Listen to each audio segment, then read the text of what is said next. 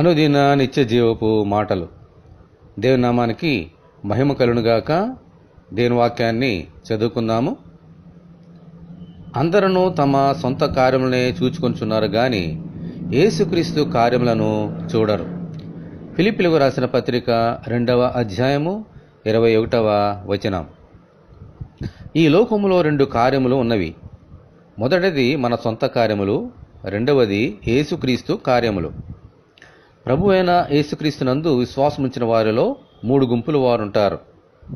మొదటి గుంపు ఎల్లప్పుడూ తమ సొంత కార్యముల మీదే దృష్టి పెడతారు. మన ప్రభు అయిన యేసుక్రీస్తు కార్యములను అసలు పట్టించుకోరు.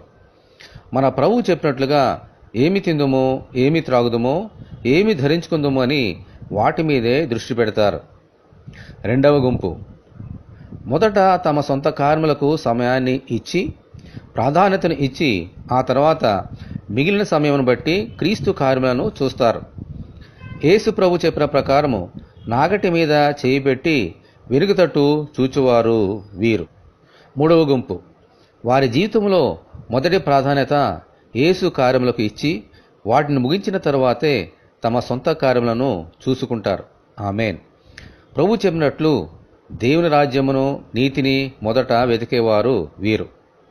మనమందరము ఈ 3వ గుంపులో ఉండాలని ప్రభు కోరుతున్నారు. ప్రభు కార్యములను మనము చూస్తే మన కార్యములను ప్రభు చూస్తారు, జయప్రదము చేస్తారు. దేవునికి స్తోత్రము. హల్లెలూయా. మనందరము దేవునికి ప్రార్థన చేసుకుందాము. ప్రభువా, మీకు వందనాలు. మా కొరకు ప్రాణం పెట్టిన మిమ్మలను ప్రేమించి మీ కార్యములకే మా జీవితంలో మొదటి ప్రాధాన్యత ఇచ్చినట్లుగా సహాయము దయచేయమని వేడుకుంటున్నాము. మా కార్యములను మీరు చూచున్నందుకు మీకు వందనములు. ఈ వాక్యం వింటున్న నీ బిడ్డలందరినీ దీవించమని ప్రభు అయిన యేసుక్రీస్తు ద్వారా ప్రార్థన చేయుచున్నాము తండ్రి. ఆమెన్. ప్రభు అయిన యేసుక్రీస్తు కృప మనకందరికీ తోడే ఉండి నడిపించునుగాక.